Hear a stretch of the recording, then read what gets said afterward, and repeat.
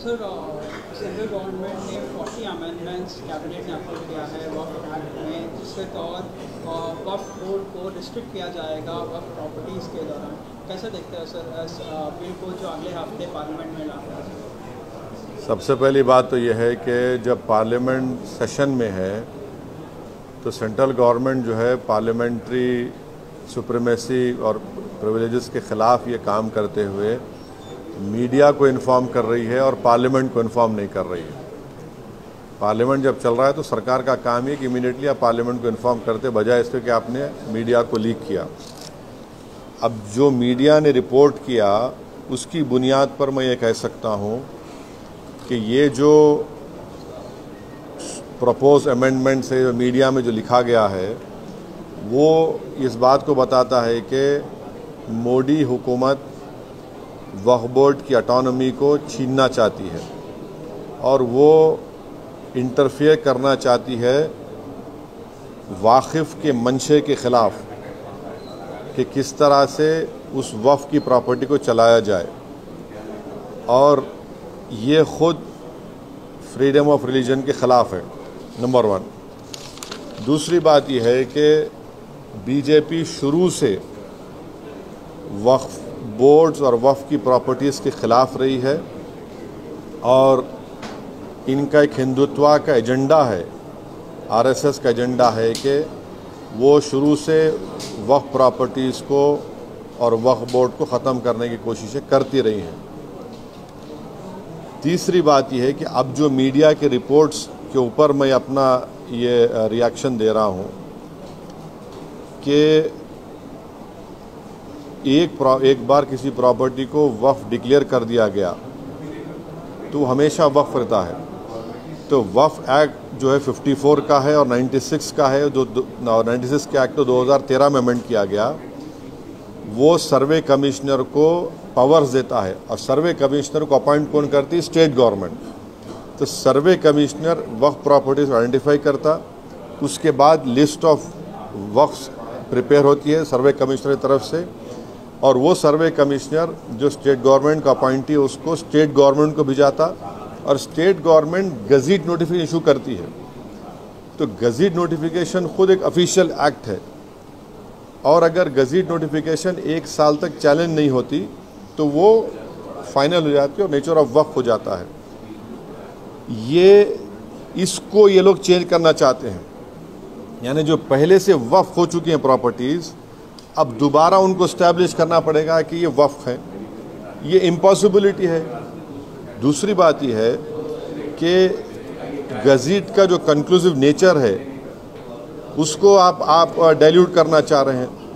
माने अब कई लोग वक्फ की प्रॉपर्टीज़ में इंक्रोचर्स है, इलीगल तरीके से वहाँ पर है, तो इनको एक मौका मिल जाएगा कि वो वक्फ प्रॉपर्टीज़ को बोलेंगे कि हमारी प्रॉपर्टी है, वक्फ की प्रॉपर्टी नहीं है। और कोई भी प्रॉपर्टी में ये झगड़े होते कहीं ना कहीं, तो उसको एक एंक्रोचर्स को एक मौका मिल जाएगा। तीसरा न्यूज़ रिपोर्ट ये बोलता है कि अमेंडमेंट इन इस्टेब्लिशमेंट और कंपोजिशन ऑफ वक्फ बोर्ड। तो ये एक्ट खुद ये बोलता है कि हर स्टेट में एक वक्फ बोर्ड होना चाहिए और बोर्ड रिस्पॉन्सिबल होगा उसके एडमिनिस्ट्रेशन और मैनेजमेंट ऑफ वक्फ प्रॉपर्टीज़ के लिए। अब अगर आप अमेंडमेंट करेंगे establishment and composition of Waqf board में तो एक एडमिनिस्ट्रेटिव क्योस होगा, loss of autonomy Waqf board का होगा, और ये गवर्नमेंट का जो कंट्रोल है वक्फ बोर्ड के ऊपर, गवर्नमेंट का कंट्रोल बढ़ेगा तो वक्फ के इंडिपेंडेंस पे एक बहुत बड़ा असर पड़ेगा। चौथी बात उसमें यह है कि वक्फ ट्रिब्यूनल्स है। अब ये जो मीडिया रिपोर्ट ये बोल रहा है कि गवर्नमेंट इन ट्राइब्यूनल्स को डाइल्यूट करना चाहती है।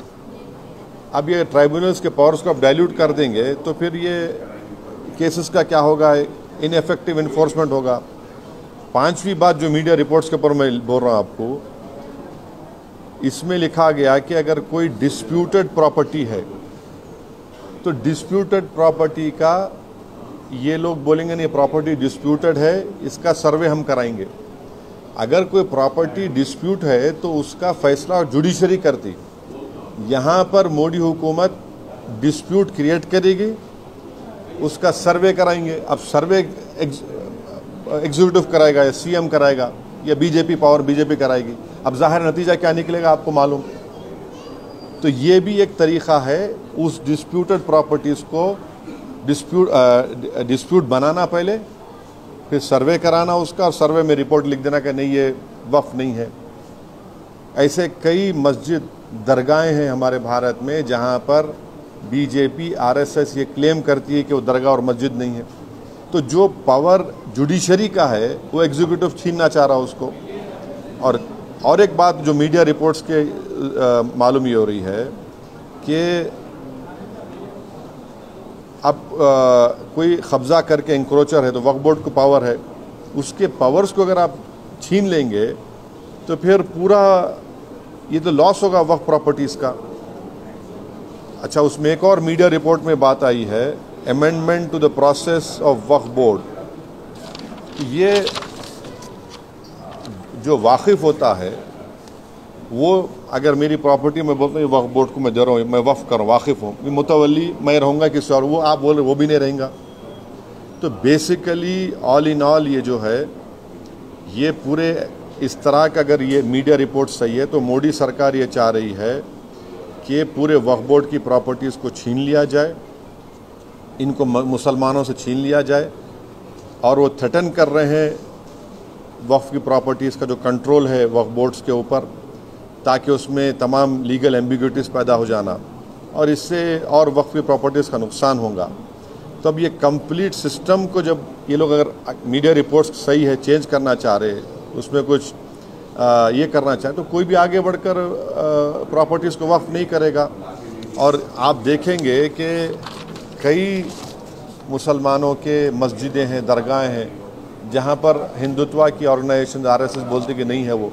तो ये अमेंडमेंट्स आने का मकसद एक ही है कि एक तो वक्फ प्रॉपर्टीज़ को छीन लिया जाए, दूसरा फ्रीडम ऑफ रिलीजन के ख़िलाफ़ काम कर रहे हैं, और डिस्प्यूट अगर है तो जुडिशरी डिसाइड करेगा, एग्जीक्यूटिव कैसा करेगा।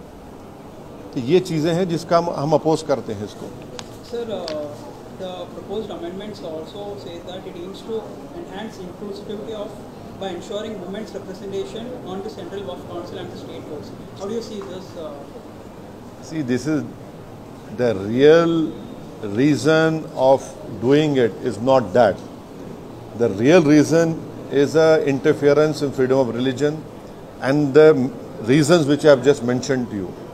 सर, इस बिल के जरिए स्टेट में और सेंट्रल में जितने भी प्रॉब्लम्स है दैट में ये सारे मसाइल अभी हो जाएंगे। क्या कैसा क्या हल हो जाएंगे? नहीं, क्या हल? देखिए, उसमें आप मीडिया रिपोर्ट पढ़े, उसमें जो डिस्प्यूट है प्रॉपर्टी में उसका सर्वे कराएंगे। आप कौन होते हैं भाई? सर, डिस्प्यूट है तो जुडिशरी डिसाइड करेंगे। आप कौन होते करने वाले उसको? आप होते कौन? आप पॉलिटिकल एग्जीक्यूटिव डिस्प्यूट के नाम पे इंक्वायरी कराएंगे, वो तो जुडिशरी करना चाहिए।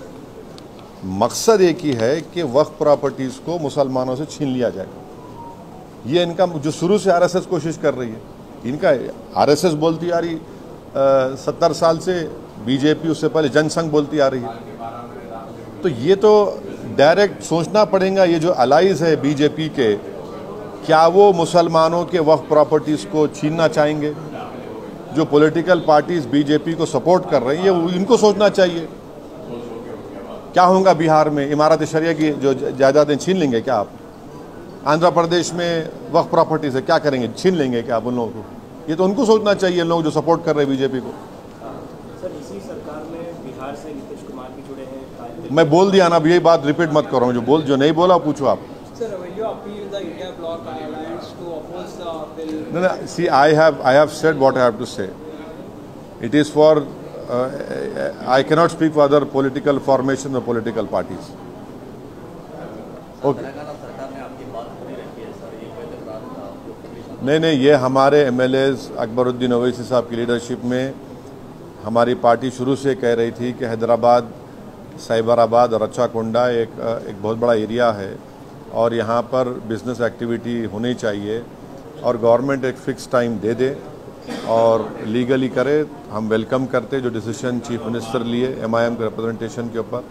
इससे गैर ज़रूरी के तमाम जो इस्टेब्लिशमेंट्स हैं उनका हरासमेंट रुकेगा और सही तरीके से वो काम करके अच्छा कर सकेंगे।